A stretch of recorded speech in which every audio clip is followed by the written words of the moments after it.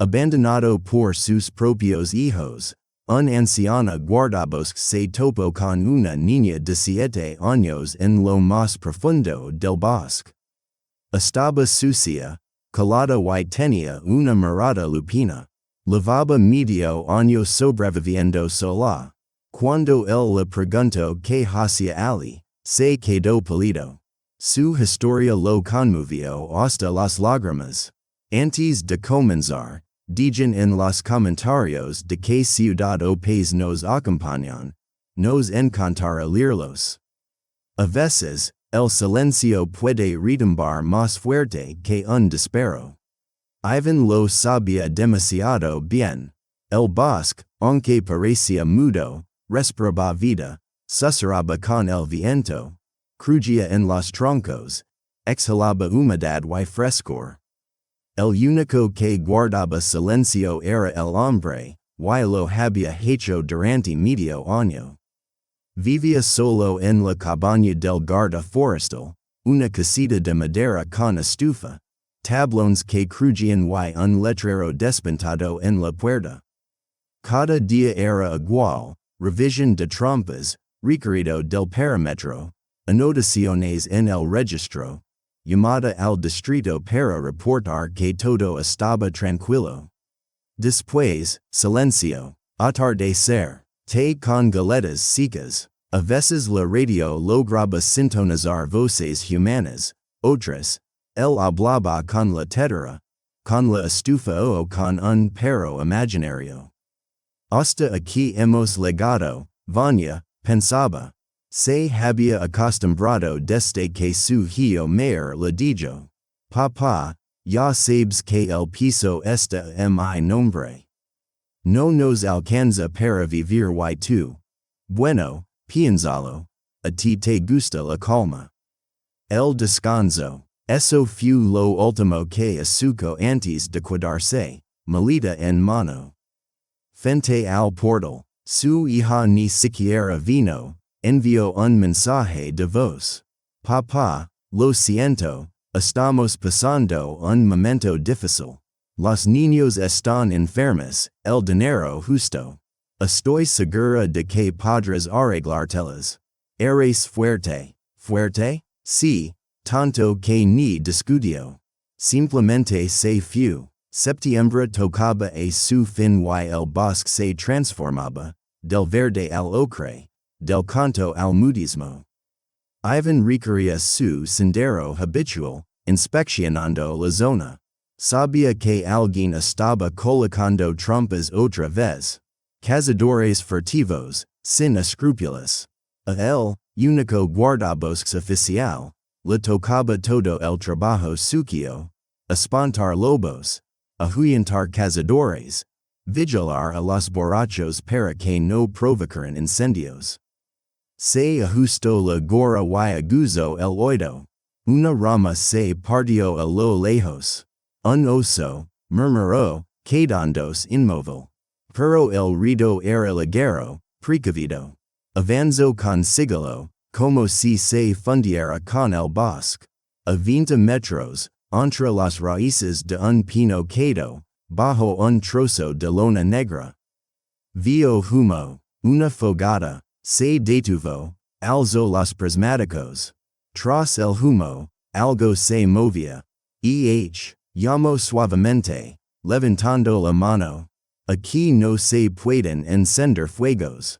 ¿Qué haces? La figura se sobresaltó y quedó inmóvil. Soy el guardabosques. Sal, no tengas miedo. No hubo respuesta. Ivan se acercó y entonces, de debajo de la lona, emergió un rostro pequeño y enjuto, con hojas pegadas a las mejillas. Ojos verde como la hoja de pino, salvajes, desconfiados, con un miedo que rozaba la ira. ¿Quién eres? Preguntó él, en voz baja. ¿Cómo te llamas? Silencio. Una niña, no mayor de 10 años, vestida con harapos, las redilas linas de barro, el cabello enmarañado, el labio partido. No parpadeaba. No voy a hacerte daño, aseguró Ivan. Dime, de donde eres? Te perdiste? Ella negó con la cabeza.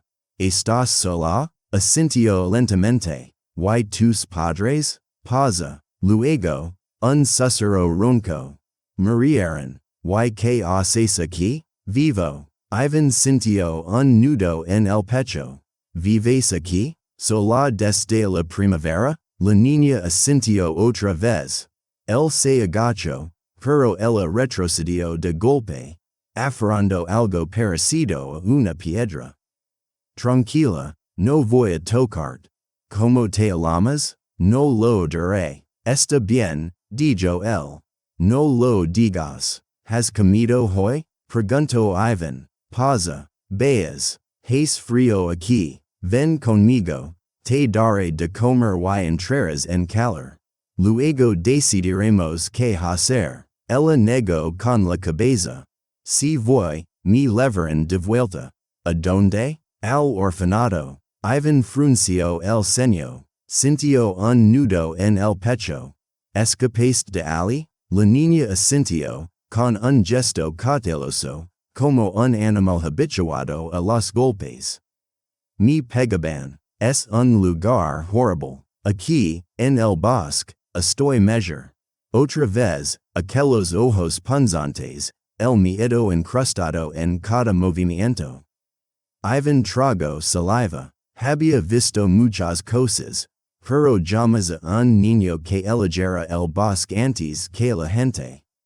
De acuerdo, no llamaré a nadie. Por ahora, solo ven conmigo. Tengo té, albóndigas y la estufa encendida. Si no te gusta, te vas. Pero no más fogatas en terreno seco, ¿de acuerdo? De acuerdo. Podrías incendiar todo el bosque.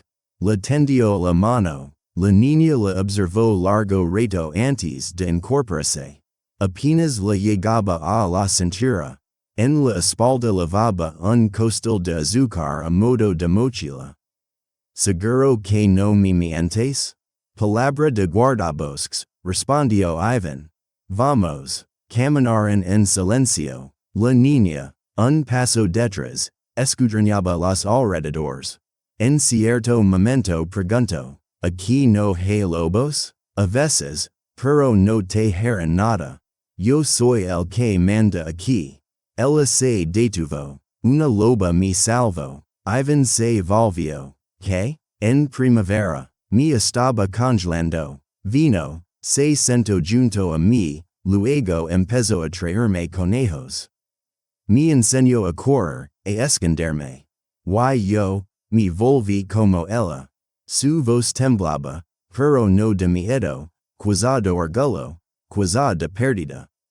Ivan asintió lentamente. Entonces no fue casualidad que se encontraron. Siguieron andando. En su mente, Ivan ya intentaba imaginar cómo había sobrevivido. ¿Quién era aquella loba? ¿Qué había sido de ella? No sabía aún que la verdad que la niña llevaba consigo era más terrible que cualquier leyenda del bosque. Y que lo más peligroso allí no era el lobo. Cuidado con la cabeza, advirtió Ivan, abriendo la puerta de la cabaña. La niña entró sin apenas rozar el suelo. Como una cría salvaje, aspiró el aire, olía a hierro de estufa, a madera vieja, a un leve humo y a albóndigas. Siéntate, le indicó Ivan, señalando un taburete junto a la mesa. Aquí está cálido. Ahora avivaré el fuego. Ella se sentó apenas en el borde, como temiendo que incluso la banqueta fuera una trampa. Ivan puso la tetera sobre la placa, buscó en el armario y sacó carne en conserva, pan y pepinos. La niña permanecía calada, con la mirada fija en la puerta, la ventana y el cuchillo del escritor. ¿Quieres una albóndiga? Asintió, pero con recelo, como si la aprobación no bastara, como si necesitara pruebas. Come, aquí no es un orfanato. No te haré daño. Ella tomo la albindiga con su mano flaca y sucia. Mordió de golpe, como un animalito, masticando rápido y en silencio. Ivan le observó, las mejillas hundidas, el labia en partido, cortes en los dedos, uñas líneas de tierra. ¿Cuánto tiempo habrá vagado? Pensó. ¿Cómo te llamas? Preguntó con suavidad. La niña se quedó inmóvil. No lo diré. Está bien, suspiró él. Te llamaré loba. Ella lo miró con sorpresa. ¿No dijiste que una loba te salvó? Asintió rápidamente. ¿Me lo contarás? Guardó silencio un buen rato, apretando los puños. De pronto habló, deprisa, como temiendo arrepentirse. En primavera me fui, simplemente me fui. Ali siempre gritaban, golpeaban a otros. A mí también, pero yo no lloraba, y entonces me golpeaban más. Me escondí cuando llegó el autobús y luego caminé. No sabía a dónde iba. Terminé en el bosque, dormía donde podía, comía de la basura, hasta que llegó el miedo y el frío. Me senté y pensé que sería mejor morir. Guardó silencio. Ivan no la interrumpió. Y entonces apareció, continuó la niña, apenas en un susurro. Enorme. Pensé, ya está, se acabó. Pero solo se sentó junto a mí. Me dio calor con su aliento, luego se fue, y al día siguiente volvió con un canillo. Lo dejó Ali, no lo entendí al principio. Luego sí, me estaba alimentando. ¿Y no la tenías miedo? La tenía miedo a todos, menos a ella. Su voz volvió a temblar. Ivan sintió un peso aplastante en el pecho. Un niño solo en el bosque. Medio hambriento, aterido, y un animal que lo salva. ¿Y las personas? Preguntó Ivan. Ella me enseñó, respondió la niña, a escuchar, a dejar menos rastro, a encontrar bellas y setas, a buscar una madriguera, a dormir sin congelarme. ¿Dormiste en una madriguera? La niña esbozó una sonrisa ladeada, como si la pregunta fuera absurda. Claro, ¿dónde si no? ¿En una tienda de campaña? Ivan soltó una breve risa nasal. No he conocido a nadie como tú. A los como yo no los esperan, replicó ella. La respuesta fue como un cuchillo. Ivan caló. En su mente se agolparon retazos, orfanatos, nietos, sus propios hijos. A quienes lavaba regalos y que ahora parecían habitar universos paralelos. Y, de pronto, esta niña, sentada en su taburete, y nadie más. ¿Cómo llegaste tan adentro del bosque? Preguntó para romper el silencio. Andábamos juntas. Ella guiaba, yo la seguía. Hasta que las oímos. ¿A quiénes? La niña bajó la mirada, sus hombros se tensaron. Hombres con escapadas, rían fuerte, olían a carne, y a maldad. Ivan frunció el ceño. ¿Y después? Dispararon. Ella cayó, gritó. Corrí hacia ella, pero vinieron a por mí. Uno me agarró, lo mordí. A otro le lancé una piedra al hoyo y escapé. Corrí mucho. Luego me escondí. No comí en 2 días, hasta que encontré un sendero. Y el fuego. Y entonces llegaste tú. Ivan escuchaba sintiendo como el puño se le cerraba.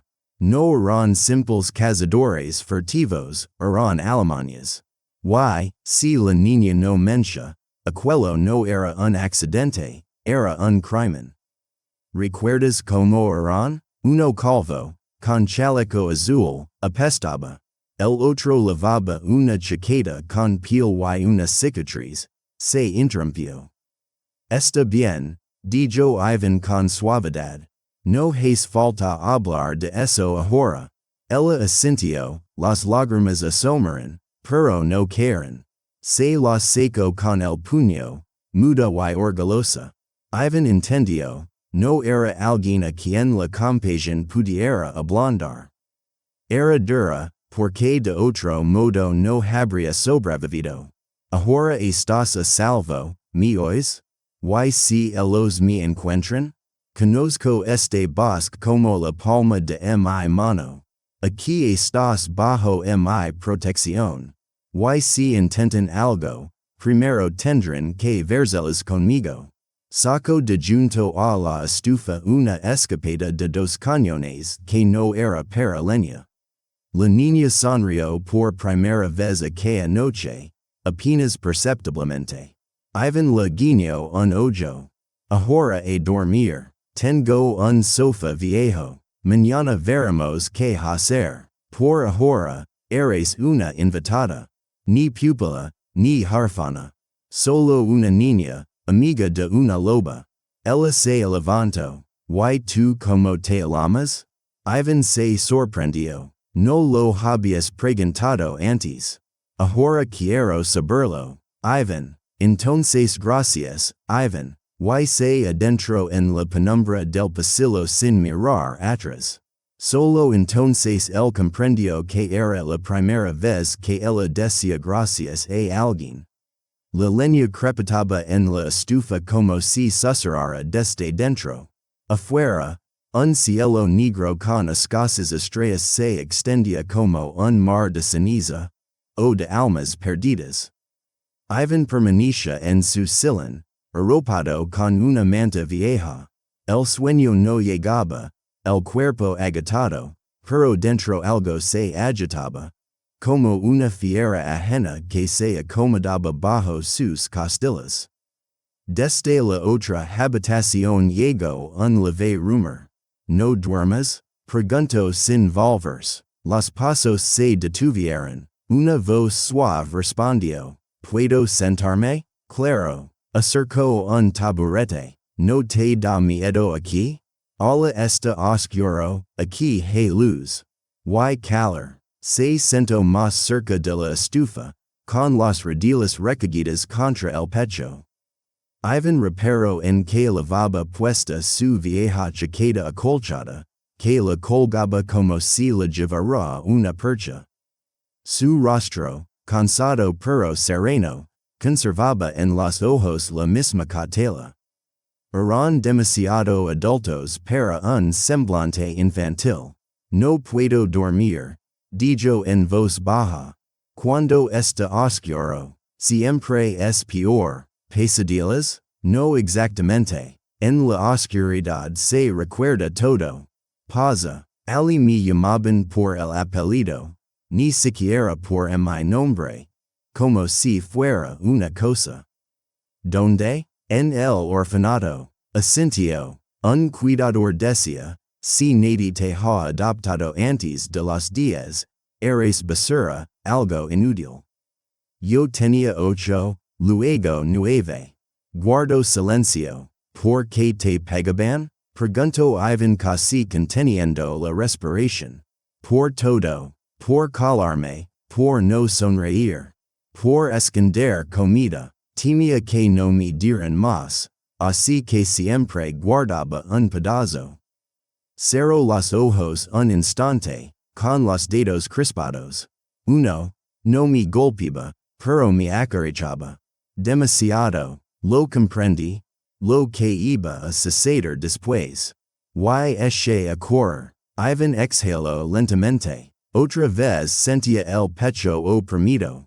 Quería hablar, pero se limitó a acomodar un leño en la estufa para que no se consumiera por completo. Hiciste lo correcto. Incluso me robaron el nombre, continuó ella. El verdadero me fue sustituido por otro, cómodo, breve, fácil de pronunciar.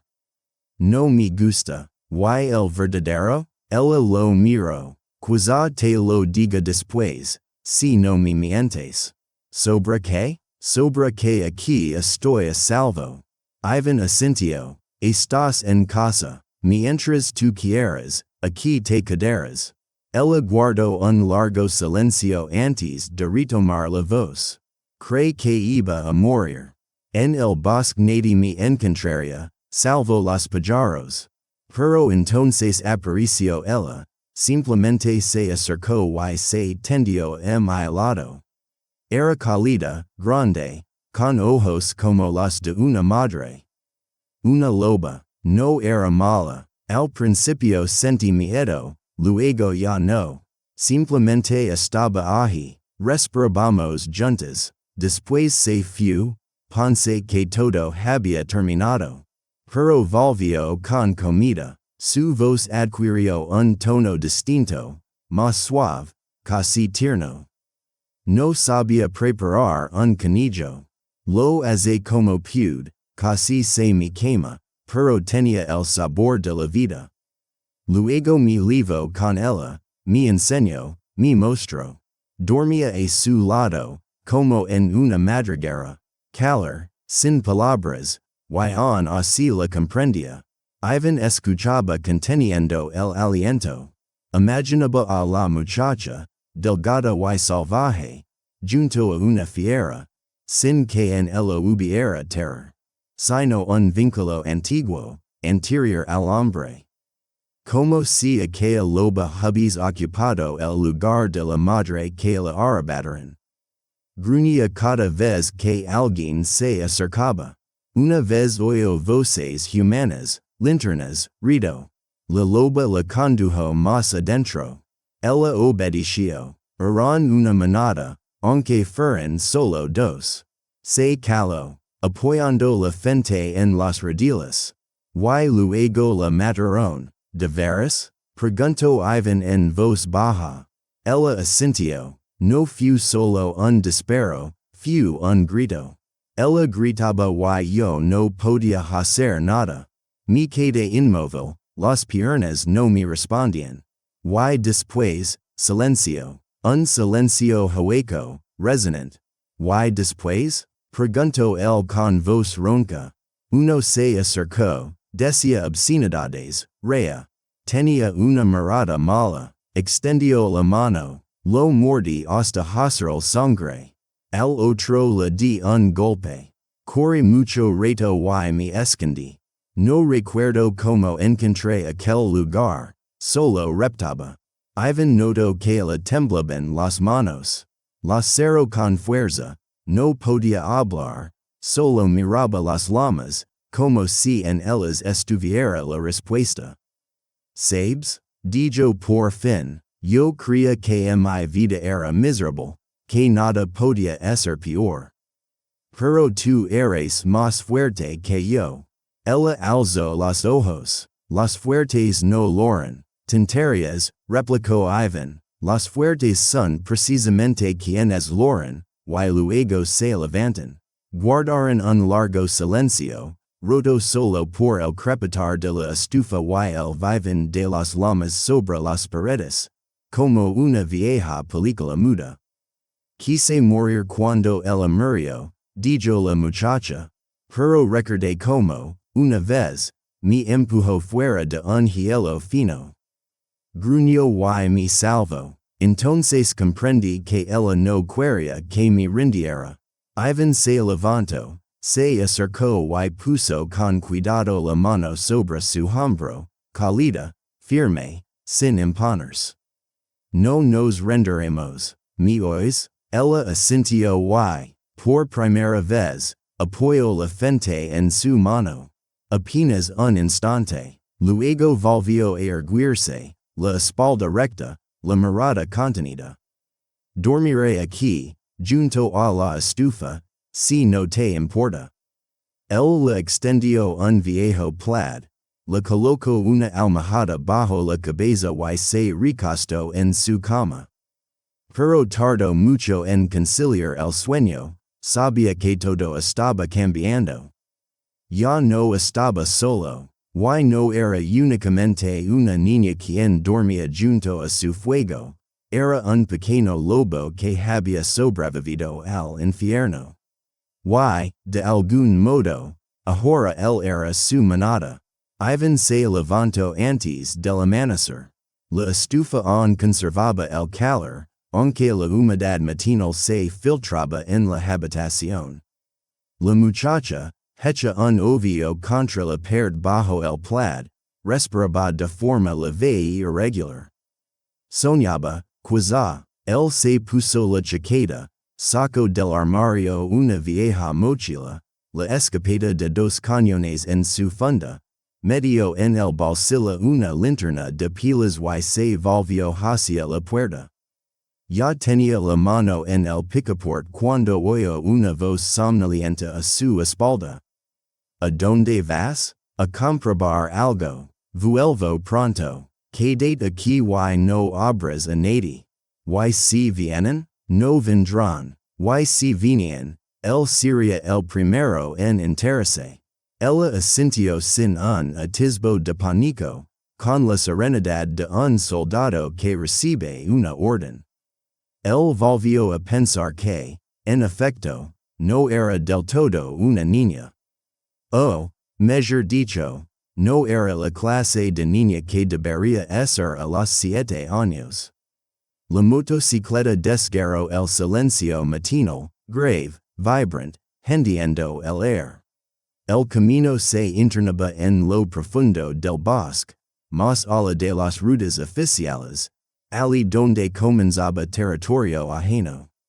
Era precisamente en esos parajes remotos, sin cobertura, sin cámaras, sin testigos, donde solían operar los furtivos.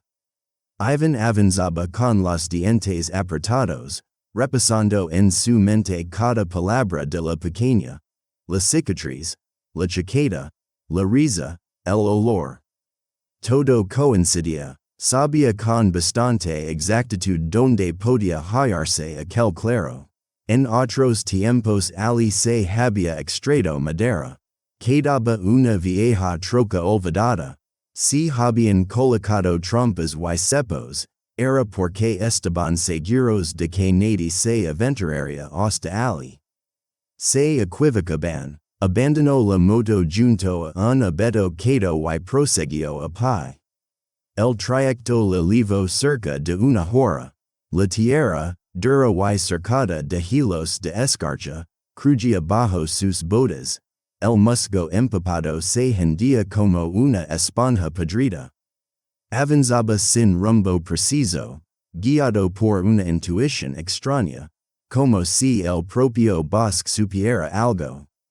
Hasta que distinguió primero un montículo de tierra removida, luego un cepo, viejo, oxidado, pero en letal. Los dientes estaban cubiertos por una costra de sangre seca. Y, junto a ellos, un mechón de pelo gris con reflejos rojizos. Una loba, se agachó, observó con detenimiento. Más allá, huellas de forjo, pisadas desordenadas de lobo, marcas profundas como de un cuerpo que se agitaba. Y, junto a ellas, huellas humanas, una, de suela gruesa, otra, con tacón, pesada, inequívocamente masculina.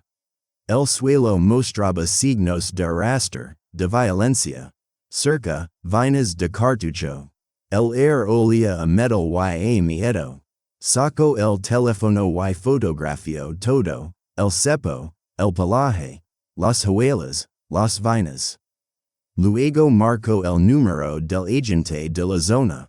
Aló, habla Suyarev. Necesito gente aquí, de inmediato. Cuadrante 12B, prospección nororiental. Punto de casa furtiva. Y hay indicios de violencia.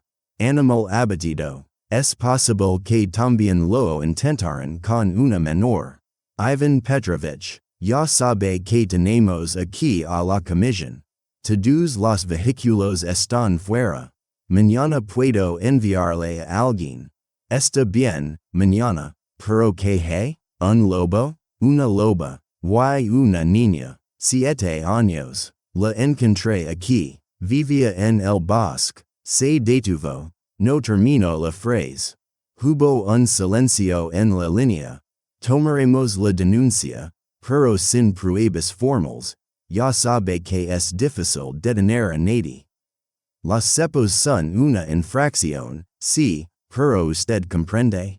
Ivan exhaló lentamente. La ira se acumulaba en él como el agua tras una prisa. De acuerdo, me ocuparé yo mismo. Ivan Petrovich, solo que, pero colgo antes de escuchar más. Guardo el teléfono, alzó la vista al cielo. El sol ya se había elevado, aunque la luz tenía una frialdad antinatural, como si el bosque aún no hubiera comprendido lo ocurrido. Rodeó el claro, hallando tres cepos más. Uno de ellos reciente, concibo. Eso significaba que volverían. Y entonces, un olor acre y grasiento golpeó sus fosas nasales. Rastro de hoguera, de menos de un día. Una lata de estofado vacía, abalada, arrojada junto a un tocón. Los torpes nunca recogen sus desechos. Sacó una pequeña palanca con la que solía desactivar trampas viejas. Extrajo los cepos, los guardó en un saco y dejó uno en su sitio, pero con la mule invertido. Al accionarse, cortaría dedos. Sería una lesión. Se enjugó el sudor de la frente. La rabia la había consumido el sueño, el miedo, todo lo demás. Solo quedaba una idea fija. Ellos debían pagar, no en un informe ni en una estadística, sino de verdad, porque aquel no era un simple bosque, y la loba no era solo un animal, era su hogar. Y ellos habían irrumpido, abierto cepos, derramado sangre que no era únicamente de bestia. Regresó a la moto pasado el mediodía. Vio tres llamadas perdidas del agente y un número desconocido. No devolvió ninguna. Montó, arrancó y partió. Ya sabía que haría, esperaría, con su termo, su escapada de 2 cañones y sus prismáticos.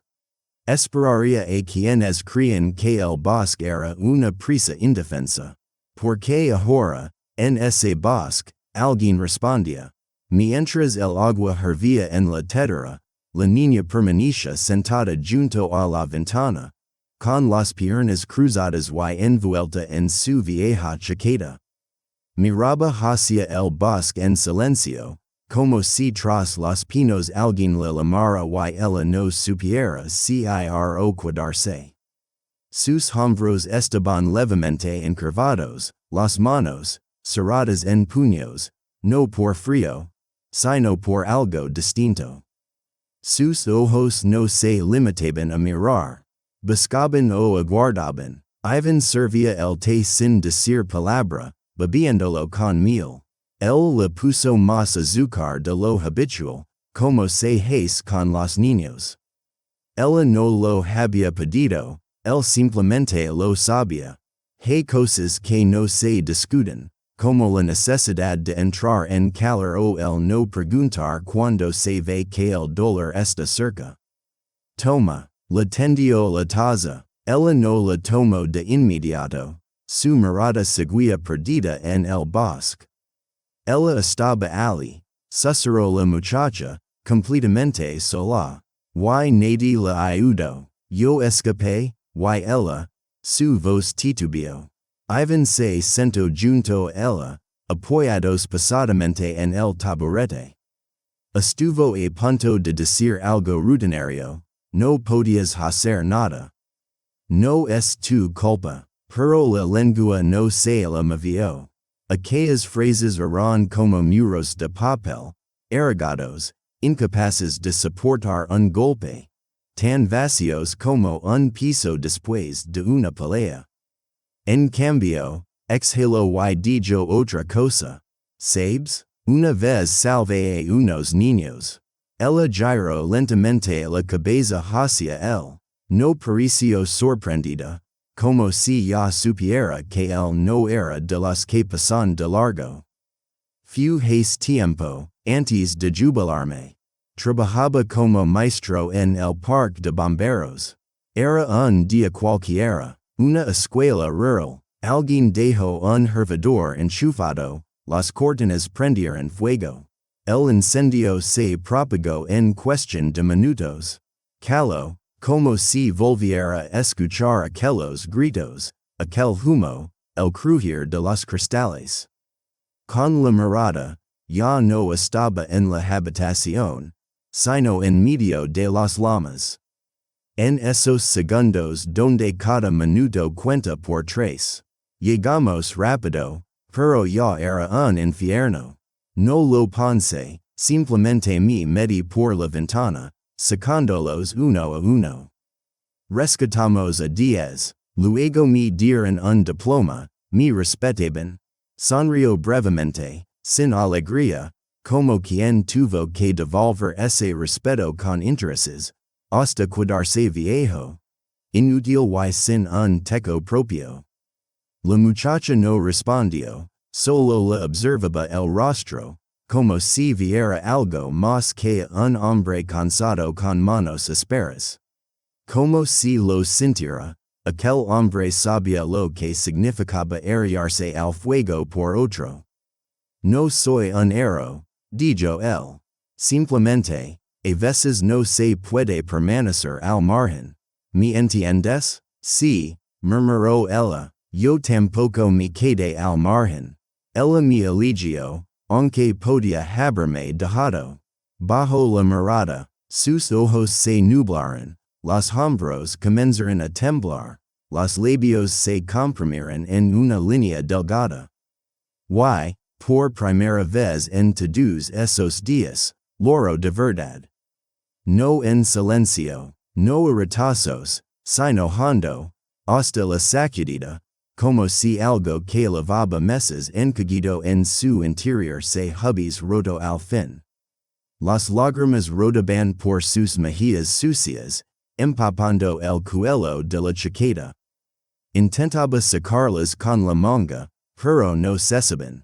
En aquel llanto no había capricho alguno, solo dolor y culpa, ajenos y propios, acumulados en un solo corazón infantil.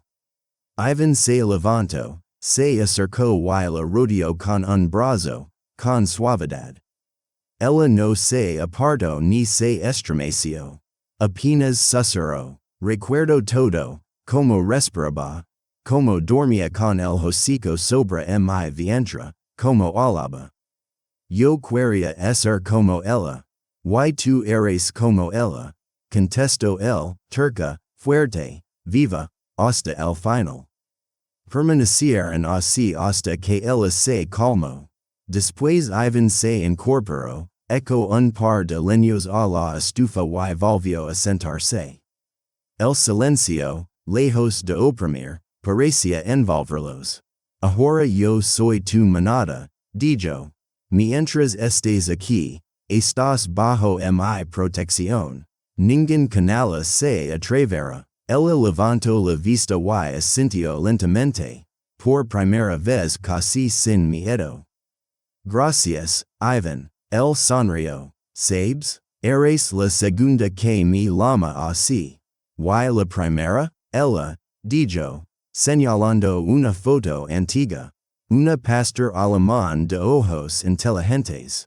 Mi Zina. Vivió conmigo 15 años. Lo entendía todo. Y luego se fue. Murió. ¿Lloraste? Ivan guardó silencio unos segundos. Sí, respondió al fin. Pero entonces nadie me vio. Ella asintió, como si aquello formara parte de un rito de iniciación. Un hombre que sabe llorar, es un hombre verdadero. La noche volvió a ser sobre el bosque. Este calaba, sin crujidos ni alidos, ni siquiera las lechuzas se dejaban oír. Como si también supieran que alguien había entrado en aquel bosque con malas intenciones. Ivan se acostó más tarde de lo habitual. La niña se había dormido antes, pero con un sueño intranquilo. Se agitaba. murmuraba algo entre dientes. A veces solazaba, abrazando contra el pecho la manta enrolada, como si no fuera tejido sino pelaje. Como si hubiera vuelto a la guarida, a salvo. Se levantó dos veces, una para echar más leña al fuego, otra para comprobar los cerrojos. Todo estaba en su sitio. El silencio era denso, como de algodón. Sin embargo, despertó de golpe, sin motivo aparente. Eran las 3 de la madrugada. Azuco, la estufa crepitaba suavemente. Afuera, un silencio absoluto. Demasiado absoluto. Algo no encajaba. Se incorporó en la cama, alargó la mano hacia la chaqueta y sacó la linterna. Junto a ella estaba la escopeta. Entonces lo oyó, un susurro apenas perceptible bajo la ventana. No era ratón, ni mapache, ni viento, era humano. Se acercó sigilosamente, levantó un extremo de la cortina. Nada a la vista, solo las arboles y la sombra del cobertizo. Pero entre los pinos, ¿se lo imaginó o realmente había visto un movimiento? Una sombra, un paso, un instante, y se desvaneció. Maldió para sí, tomó la escopeta y salió al porche. Enfocó el haz hacia el bosque, ni un ruido, pero el air había cambiado. Húmedo y espeso, como antes de una tormenta. Por dentro, todo en él estaba tenso como una cuerda. Cuando volvió a la casa, la niña estaba sentada en la cama, con los ojos muy abiertos. Están cerca, susurró. ¿Sabes lo que siento? Nos están observando. Él se sentó junto a ella y le puso una mano en el hombro. Yo también lo he notado. ¿Qué haremos? Guardó silencio unos segundos, con la mirada fija en el suelo. Luego dijo despacio, no tengas miedo, no se atreverán a entrar aquí. Pero sabía que si lo harían. Aquello era una advertencia, y la próxima vez no sería solo una mirada furtiva a través de la ventana. El bosque estaba más calado que nunca, ni pájaros, ni cuervos, ni un susurro que no fuera su propia respiración bajo la capucha. Ivan yacía en una ladera, camuflado entre la hierba y el musgo como un animal al acecho. El rostro cubierto con mala, las manos enfundadas en guantes. Bajo él, una estrella de lona. Junto a ella, prismáticos, linterna y un viejo fusil Mosin con el cañón recortado, de anima lisa, pero infalible. En la muñeca, el reloj marcaba las 5:42. Sabía que los furtivos solían aparecer por el sendero al amanecer. Las trampas estaban dispuestas desde el día anterior, vísceras de liebre, pan con pescado, una red rota de lata de conserva, como señuelos. También había colocado un par de cepos propios, una cámara con sensor y trozos de esponja impregnados con olor a sangre, el mismo método que ellos habían usado para atraer a la loba. Ahora, solo quedaba esperar. La mente en blanco, ni miedo ni dudas, solo el latido en las sienes y una determinación helada. En ese bosque había un orden, y alguien había intentado romperlo. A las 6:12, el primer sonido, una rama quebrándose, suave, casi deliberado. Luego otro, eran dos, tal como había dicho la niña. Levantó los prismáticos, uno, calvo, de cuello grueso y chaleco. El otro, más corpulento, en camuflaje con capucha ribeteada de pelo. Una cicatriz en el rostro. Avanzaban con pasos cuidadosos, pero andares ebrios y confiados. Rían a carcajadas. El segundo dijo algo sobre una perra pequeña, y Ivan le bastó. Inspirando, se incorporó del escondite y encañonó. Quietos, ordena, la policía ya viene en camino. Dejan las armas, los hombres se inmovilizaron un instante. El calvo dio un paso al frente. ¿Y tú quién eres, viejo? ¿Jugando a soldaditos? El de la cicatriz comenzó a retroceder. Ivan lo vio venir. No lo aconsejo, gruñó. No la guerras lejos. Te vamos a enterrar aquí mismo, anciana, espetó el de la cicatriz, abalanzándose primero. Ivan giró la escopeta y asestó un golpe con la colada en el pecho. El aire le salió del cuerpo como vapor de una ola. El segundo saltó entre los arbustos, desplazándose rápido como un jabalí. Ivan volvió a golpear, esta vez en el cuello, junto a la clavícula. El de la cicatriz alo y sacó un cuchillo corto, con filo dentado. Alcanzó a herir Ivan en el brazo, superficialmente. La tela se desgarró y se tiñó de rojo. Pero él no retrocedió. Por la niña, bramó, y descargó la colada contra su rostro. Un chasquido, sangre. El hombre cayó. Ivan sacó una cuerda de la mochila y, con movimientos rápidos, le ató las muñecas. Respiraba con dificultad, y el corazón le martillaba en las sienes. Se volvió, el segundo ya no estaba. Se había desvanecido en la espesura, huyendo. No importaba, tenían a uno, y eso bastaba.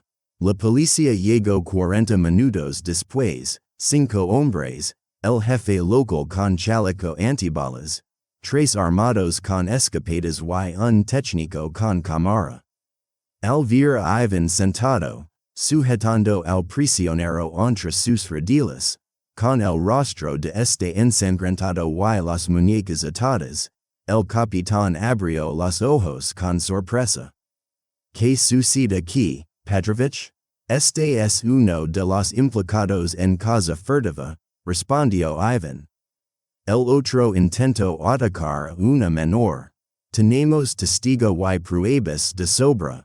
¿Dónde está la niña? En mi cabaña. No lo había comunicado aún, temía por su seguridad.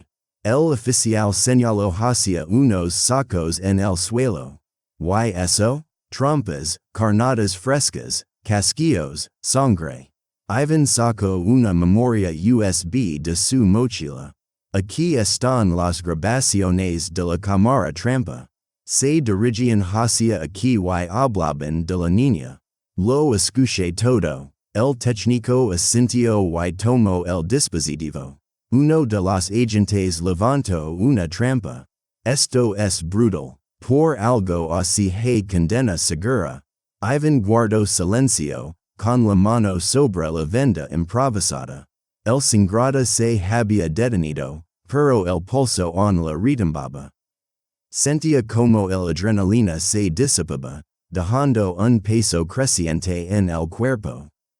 Buen trabajo, Petrovich, dijo el jefe, aunque podría haber esperado a que llegáramos. No podía, contestó Ivan. Ya estaban junto a la casa. Los sentía, me observaban. El oficial asintió, comprendiendo. Bien, este se viene con nosotros. Al segundo lo pondremos en busca y captura. Sabemos que corre bien, pero dejo huellas. Los memoritse, replicó Ivan. Les ayudaré a encontrarlo. Solo necesito un día. El jefe vaciló, se encogió de hombros. Un día, entonces, cuando se levaron al detenido, Ivan permaneció en el claro 10 minutos más. Observó la sangre en la tierra, el árbol contra el que cría, la loba se había apoyado antes de zar. Y luego alzó la vista al cielo. Para ti, vieja, murmuró, y emprendió el camino de regreso, siguiendo sus propias huellas por su bosque. Ahora sabía que su manada estaba protegida. Aguanta, Petrovich, falta poco, dijo el sanitario, ajustando el torniquete en su brazo. El corte es superficial, pero habrá que hacerlo. Y haremos radiografía del hombro, te diste un buen golpe. Mis huesos ya se han acostumbrado a soldarse, gruñó Ivan, conteniendo un quejido. En la ambulancia, presionaba la venda contra la herida. La sangre había cesado, pero la carne ardía como si una astilla se hubiera quedado dentro.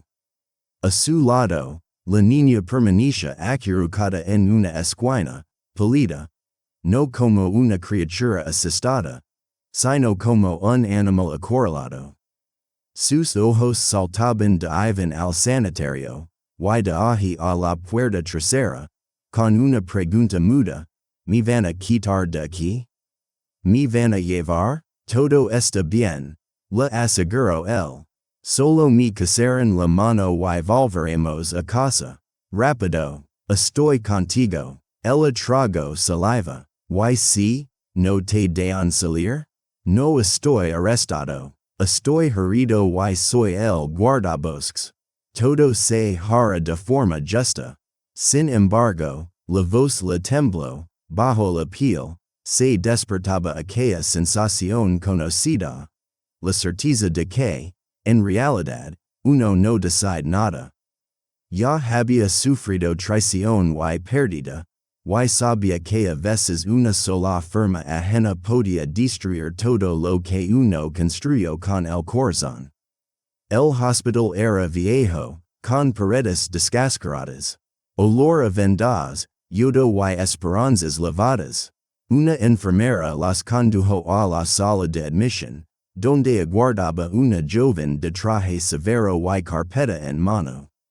Ivan Petrovich Sukharev, preguntó al levantarse, Departamento de Tutela y Protección de Menores. Ya empezó, murmuró él, volviéndose enseguida hacia la niña. Todo está bien, solo vamos a hablar. Yo estoy aquí. Recibimos información de que en su poder se encuentra una menor sin documentos ni tutela legal.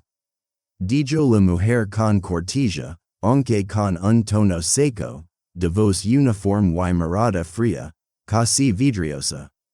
La niña es huérfana y no tiene registro oficial. Esto queda fuera de los márgenes de la ley. Ilegal no significa que esté desamparada, replicó Ivan. Está conmigo. Usted no es familiar, ni tutor legal, ni padre adoptivo.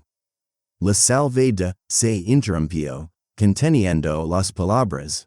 De algo que usted ni siquiera podría imaginar. Eso no exime de seguir el procedimiento. La mujer abrió una carpeta. Estamos obligados a trasladar a la menor a un centro de acogida temporal. Ivan dio un paso al frente, el corazón le golpeaba en el pecho más fuerte que el dolor en el brazo. Escúchame, ha vivido un infierno, orfanato, palizas, un intento de abuso, medio año sola en el bosque. Apenas ahora empieza a confiar. Si se le elevan, le quebraron.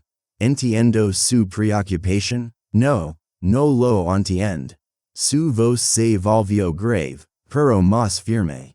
Usted entiende de papeles. Ella es una persona. Tiene 7 años y sobrevivió no gracias a ustedes. Y ahora quieren devolverla al lugar del que huyó.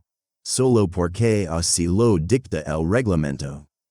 La mujer apretó los labios, su habitual seguridad mostró una fisura. En ese instante, la niña se acercó en silencio y se aferró al brazo de Ivan como un salvavidas. Es mi papá, gritó de pronto. Él me lo ha dado todo, teco, comida. Sin él, no voy a vivir.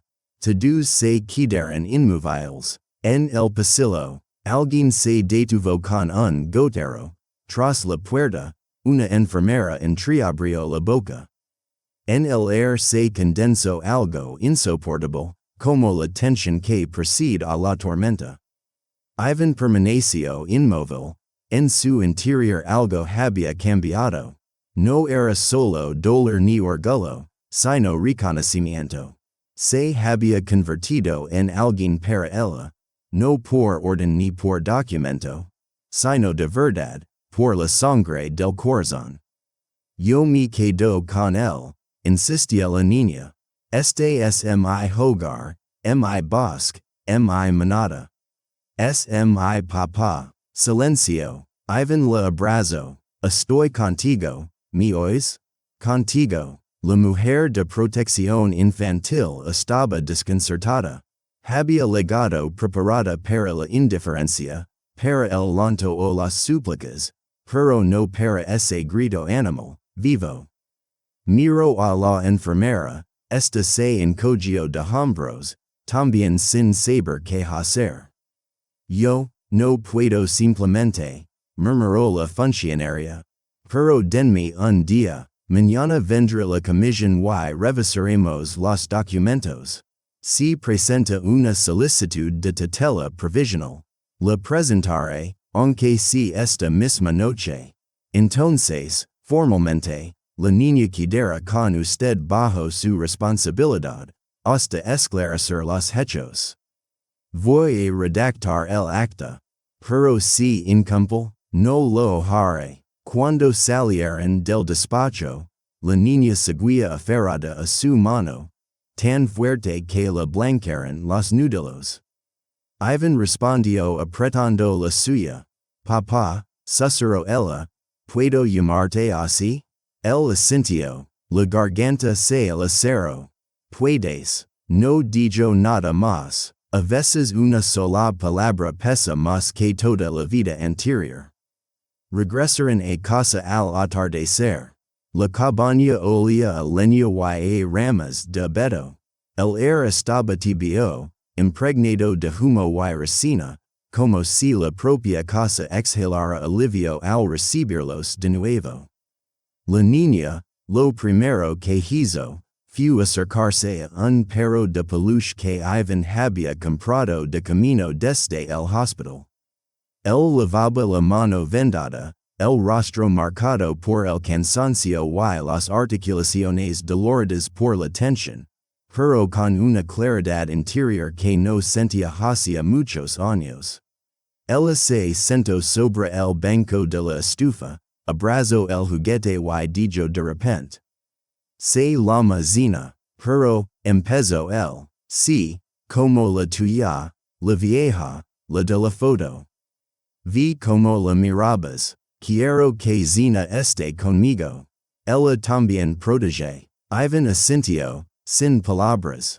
Ya se había acostumbrado a que la niña hablara no como los demás niños, sino como alguien que había vivido demasiado y dosificaba las palabras como si fueran medicina.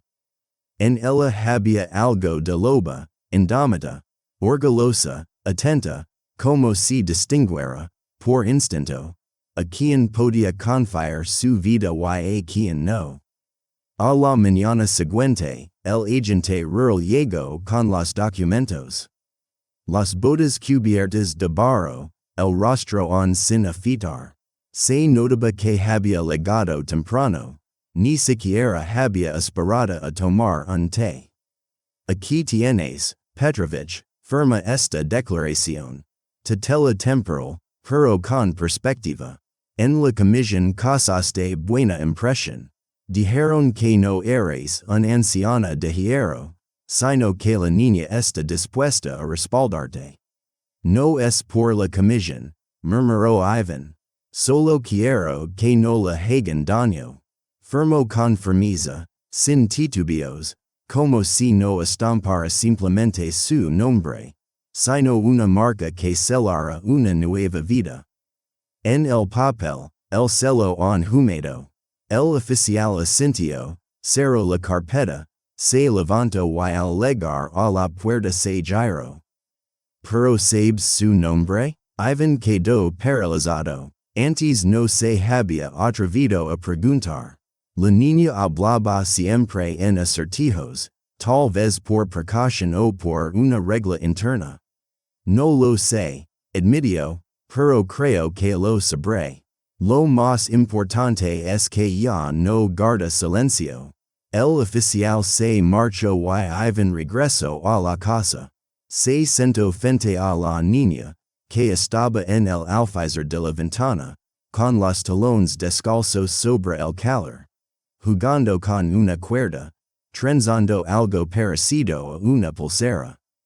Sus dedos eran delgados y seguros, como si vivieran por separado de ella. Escucha, tosió, necesito registrar tu nombre en los papeles. ¿Cuál es tu verdadero nombre? Ella se quedó quieta, en silencio por un largo rato, y luego respondió. Daria, pero hace tiempo que no lo digo. En el orfanato solo me llamaban tú. Era peor, como si no tuviera ni rostro ni nombre.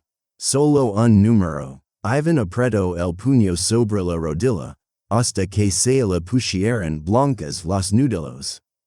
¿Y la loba? Preguntó. ¿Le llamabas de alguna manera? Mamá, contestó ella, solo eso, sin nombre. Ella era mi mamá, no como los demás, sino de verdad. Sin palabras, sin gritos, calor, calma, bajo la mirada y trago saliva. Y ahora tengo un papá. El corazón de Ivan dio un vuelco. Se giró un instante, como para comprobar algo en la estufa, pero en realidad solo estaba recobrando el aliento para no temblar, para ser fuerte, como ella esperaba. Entonces, Daria, dijo él, un buen nombre, sólido, con raíces. Ahora no somos malas hierbas, pero puedes llamarme como quieras, solo no niña. Ya no soy una niña, respondió ella. Entonces, Dasha, ¿está bien? Asintió, esbozó una leve sonrisa, apenas perceptible, pero fue la primera sonrisa verdadera, desprovista de defensas, como un rayo de luz en un día gris y húmedo. 2 días después, una mujer con mochila y cámara colgada al cuello se acercó a la casa. Joven, con botas que delataban su origen urbano. Su andar era profesional, pero su rostro no mostraba arrogancia. Más bien, estaba alerta, como quien ha sido enviado lejos más de una vez. Buenas tardes, Ivan Sukarev. Soy periodista, me llamo Elena. Trabajo para un periódico local. Usted se ha convertido en una leyenda. ¿Por qué? Preguntó sorprendido. La historia de los cazadores furtivos y la niña. Un policía publicó un post en redes sociales. Ya tiene 5,000 compartidos. La gente escribe, denle una medalla, quiero ir a esa region. Cuente todo con sinceridad. Aquí no hay noticias, aquí hay vida. Por eso es importante. ¿Puedo pasar? Ivan resopló pero la dejó entrar. Elena se sentó con cuidado, como si temiera alterar el aire. Daria la observaba con desconfianza, pero no se ocultaba, simplemente se mantenía cerca de Ivan, sin perderla de vista. ¿Puedo hacerte unas preguntas? Preguntó la periodista, solo si los dos están de acuerdo. Adelante, asintió Ivan. Daria, ¿decidiste quedarte con Ivan por tu cuenta? Sí, él no es como los demás. No o prime, simplemente está ahí. ¿Confías en él? Es mi papá. Lo demás no importa. Elena mordió ligeramente el labio, conteniendo sus emociones. Ivan, ¿cuándo decidiste aceptar la tutela? Cuando ella me agarró de la mano. Cuando gritó eres mi papá. Aquí no se decide, se entiende. No te asusta la responsabilidad? He tenido obligaciones toda mi vida, pero ahora son reales. Elena apagó la grabadora, gracias, es sincero. No esperaba que fuera tan sencillo, tan profundo. Se levantó, sonrió a Daria. Eres real, no te pierdas a ti misma. Está bien, respondió Daria con un gesto de asentimiento. La periodista se fue, pero la historia apenas comenzaba a cobrar vida. Esa noche, Ivan encendió su viejo portátil. La conexión a Internet era lenta, pero suficiente. En su feed aparecían decenas de publicaciones con su foto, y fotos junto a Daria. Alguien escribió, no solo salvo a una niña, salvo el concepto de familia. Cerró la tapa, no por modestia, sino porque desde la cocina se escuchó una voz. Papá, la mermelada está a punto de hervir. Se va a derramar. Ya voy, respondió y se levantó, porque ahora tenía una familia y, con ella, un motivo para seguir viviendo. La primavera llegó al bosque no de forma abrupta, sino segura, sin alardes ni fanfarrias.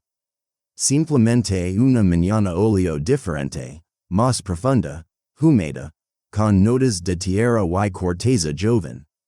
El agua goteaba de los tejados, la tierra se ablandaba, y en el porche, en el mismo lugar, cada día quedaba la huella húmeda de una pata de perro. Ahora era zina, incluso el aire parecía otro, más suave, como la voz susurrada al oído en momentos en que quieres llorar, pero no puedes. Ivan estaba junto al cobertizo, revisando las palas. A su lado, Daria vestía su chaqueta vieja, ya adaptada a su talla. Las mangas seguían siendo demasiado largas, pero ella no se quejaba. Calzaba botas con los bordes doblados y sostenía en sus manos un pequeño plantón de abeto, fuerte y espinoso, con agujas delgadas que olían a resina joven. ¿Listo?, preguntó él, ajustándose la correa del hombro. ¿Y tú? Ella entrecerró los ojos, como si quisiera comprobar si mentia. Contigo voy a donde sí, incluso contra el viento. Entonces, vamos. Eligieron un lugar un poco apartado del sendero, donde el sol iluminaba por las mañanas y por las tardes se escuchaban los bujos. Ali hacía tiempo que nada crecía. Antes hubo un corral para un perro viejo, luego un leñero y después solo quedó vacío. Ahora sería su lugar, la raíz nueva de su vida. Daria sostenía el abeto con cuidado, como si fuera un pajarito. Ivan cavaba, la tierra estaba húmeda y aún pasada por la nieve, pero cedía, como si aceptara aquello que iba a vivir. Permanecían en silencio, ambos sabían que no era solo un árbol, sino un símbolo de vida nueva, real y firme, no de papel. Cuando el agujero estuvo listo, se agachó y acomodó las raíces. Mira, no más profundo que antes, ni más superficial. Justo como esta. ¿Por qué? Porque así no se perderá, ni se ahogará, ni se secará. Igual que con las personas. ¿Y si sopla el viento? Entonces la sostendremos hasta que eche raíces. Ella no apartaba la mirada. Después le pasó un cubo con agua. Que beba, que tiene calor. El rego, cubría la tierra con ramas de pino, clavó una estaca delgada al lado y ató el plantón con una cinta. Bueno, dijo, ahora está con nosotros. ¿Y cómo se llama? Él sonrió. Los árboles no tienen nombre.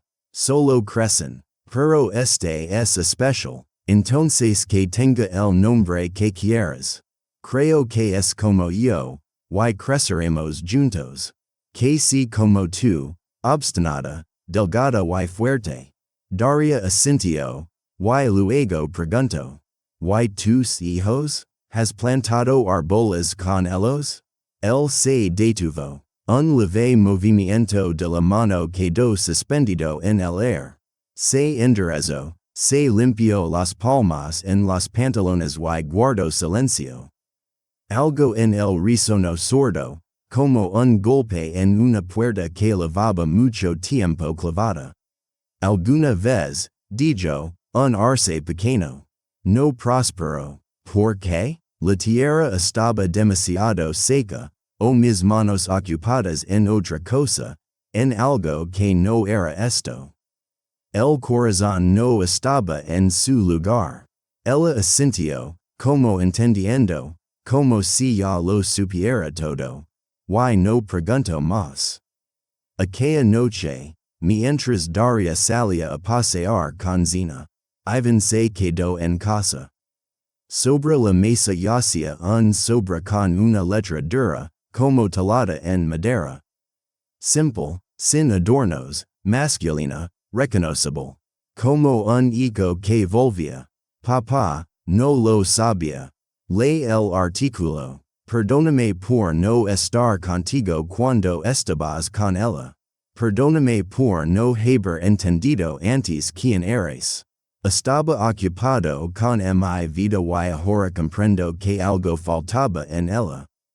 Quizás no es tarde, me gustaría ir, solo para hablar, para estar cerca. Ivan miraba largo rato por la ventana. La nieve casi había desaparecido, pero aún quedaban restos en las sombras, como un reproche viejo y turco. El sol se ocultaba tras los pinos y el cielo se teñía de rosa. Como si alguien lo hubiera pintado con el color del perdón. Sentía algo extraño en el alma, no dolor, sino la sensación de que alguien había abierto un cuarto antiguo, cerrado hacía tiempo, y que ahora estaba cubierto de polvo. Las cosas estaban en su lugar, pero intactas, como esperando. Guardó cuidadosamente la carta en el sobre, se acercó con delicadeza al cajón junto a la estufa donde conservaba fotos viejas, documentos y objetos que le daba pena tirar. La cerró y se quedó en silencio. Él susurró para sí mismo, sin reproches ni resentimientos, con esperanza pero posponiendo la reflexión del tiempo. Daria regresó con mejillas sonrojadas y una ramita con la que intentaba espantar la sombra de un gorrión. Se quitó la chaqueta, sacudió las botas y se sentó junto a la mesa. El aroma de la primavera parecía emanar de ella con más fuerza que del exterior. ¿Sabes? Dijo, el árbol respira. He oído que tiene un sonido suave, como el de alguien dormido. Como tú cuando no roncas. Él soltó una risa cansada pero cálida. Entonces crecerá, asintió. Crecerá como yo, como tú, replicó él, solo un poco más despacio. Entonces plantaré más árboles para que Zina no se sienta sola y tú no te quedes vacía. Lo miró con esos ojos de 7 años, donde había más primavera que en cualquier amanecer. En ese instante comprendió que no solo se había convertido en padre, sino en la tierra fértil sobre la que alguien podía crecer. Genuinamente y para siempre, y fuera, el abeto que habían plantado juntos se erguía frágil pero orgulloso, casi imperceptible, pero ya formando parte del hogar, de la manada, de la familia. Suscríbanse al canal, den me gusta y comenten que les ha parecido esta historia. No olviden activar la campanita para no perderse